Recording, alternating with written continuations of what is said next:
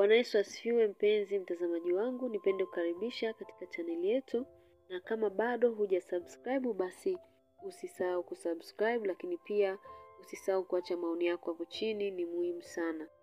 Siku ya leo nakuletea somo zuri kabisa linalosema maombi ya kuomba kwa ajili ya watoto wako. Maombi ya kuomba kwa ajili ya watoto wako. Wewe kama mzazi unatakiwa uweze kusimama na kuomba kwa ajili ya watoto wako. Sasa yapo maombi mbalimbali ambayo unatakiwa uombe kwa ajili ya watoto wako. Basi kaa nami kuanzia mwanzo mpaka mwisho ili uweze kuona ni maombi gani ambayo unapaswa kuombea watoto wako. Ombi la kwanza kabisa unalotakiwa kuomba kwa ajili ya watoto wako, unatakiwa kuomba maombi ya ulinzi kwa watoto wako. Hili ni ombi la kumkabidhi Mungu usalama wa watoto wako dhidi ya ajali, magonjwa, watu wabaya, ushawishi mbaya, lakini pia kila hatari. Unajua ulinzi wa Mungu unafanya mtoto awe salama mahali popote anapoingia na kutoka, kama vile shuleni, barabarani, kanisani, nyumbani na sehemu zote ambazo anaenda kucheza. Kwa hiyo wewe kama mzazi unatakiwa uweze kusimama na kuomba kwa ajili ya ulinzi wa watoto wako. Unajua mambo ni mengi. Kwa hiyo pasipo maombi basi mtoto hawezi kuwa vema. Pia tuombe kwa Mungu aweze kuwalinda dhidi ya hatari zote za kimwili na zile za kiroho. Lakini pia hata tukisoma katika kitabu cha Zaburi ya 91 ule mstari wa 11 mpaka wa 12, tunaona kwamba Mungu anasema kwamba atatuagizia malaika wake ili waweze kutulinda. Kwa hiyo tunatakiwa tumuombe Mungu dhidi ya watoto wetu ili aweze kuwalinda. Atuagizie malaika zake juu ya watoto wetu ili waweze kuwa salama. Lakini ombi la pili ambalo wewe kama mzazi unatakiwa kumwombea mtoto wako, unatakiwa uombe maombi ya hekima, lakini pia ufahamu wa akili ya mwanao. Unamuomba Mungu aweze kumpa hekima lakini pia ufahamu wa akili. Unajua watoto wanahitaji hekima ili waweze kufanikiwa katika masomo yao, lakini pia katika maamuzi, tabia na maisha yao ya kila siku. Pasipokuwa na hekima ya Mungu, pasipokuwa na ufahamu mzuri wa kiakili, basi watoto wetu hawezi kufanya vizuri. Kwa hiyo sisi kama wazazi tunatakiwa tuweze kusimama na kuweza kuombea watoto waweze kupata hekima ya Mungu, kwa sababu hekima ya Mungu humsaidia mtoto kuchagua yaliyo sahihi, lakini pia kukataa yale yaliyo mabaya. Kama siku hizi kuna vitu vibaya vinaendelea katika dunia. Kwa hiyo sisi kama wazazi tunatakiwa tusimame na kuweza kuwaombea watoto wetu wakiwa na hekima ya Mungu, lakini pia ule ufahamu wa akili kutoka kwa Mungu. Hii itasaidia wao kuweza kuchagua hili ni baya, sipaswi kulifanya, lakini pia hili ni zuri, napaswa kulifanya.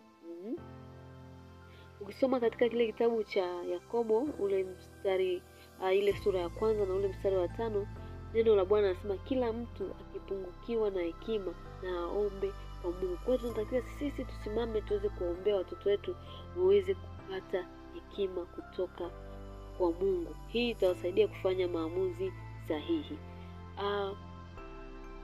Ombi lingine ambalo ni ombi la 3 ambalo tunatakiwa kuombea watoto wetu sisi kama wazazi.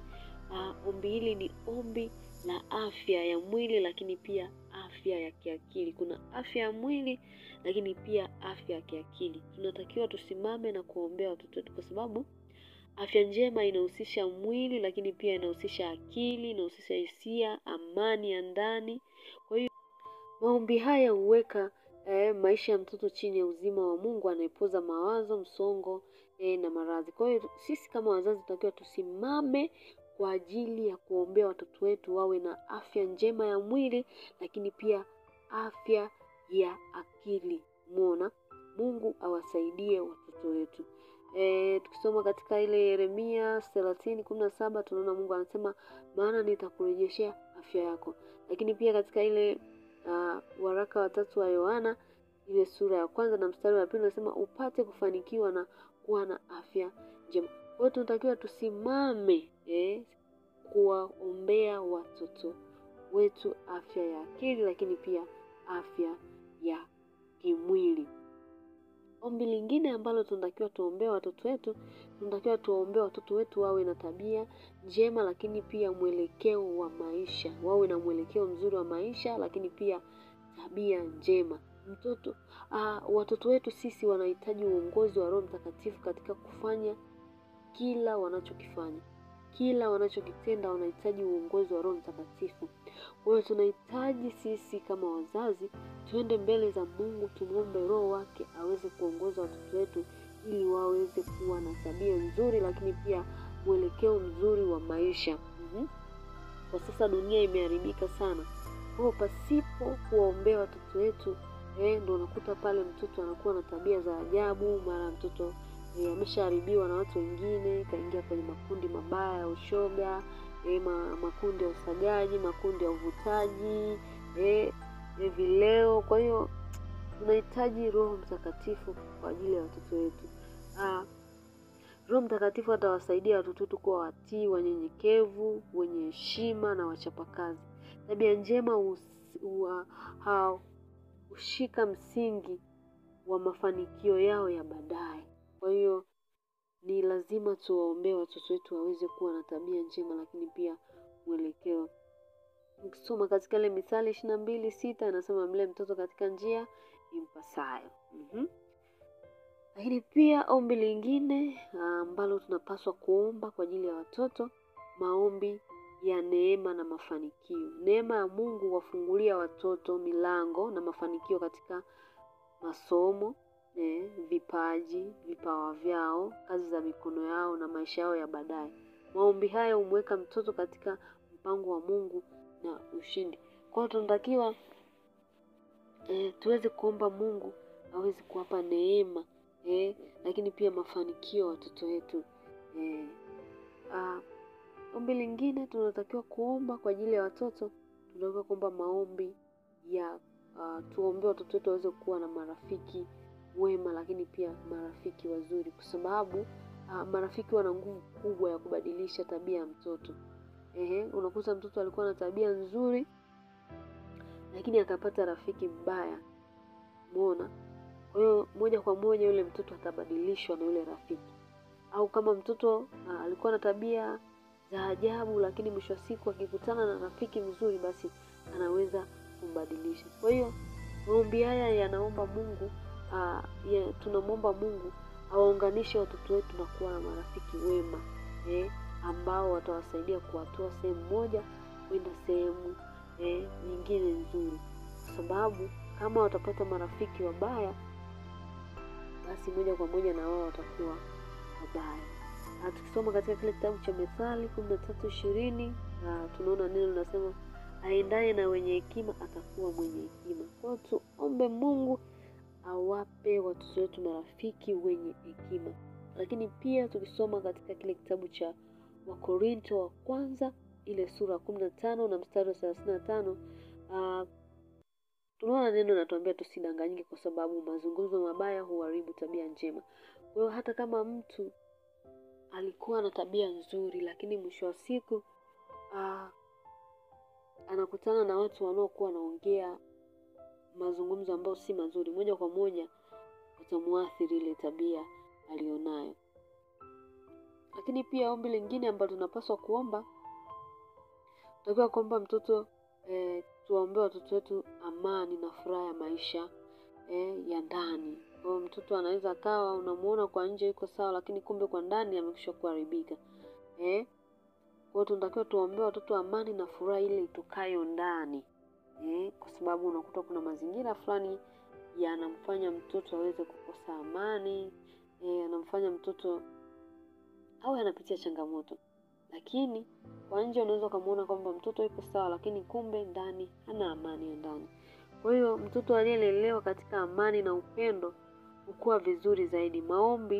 Maombi haya yanaweka nyumba na roho za watoto katika utulivu, usalama na furaha. Kwa hiyo tunatakiwa tuombee watoto wetu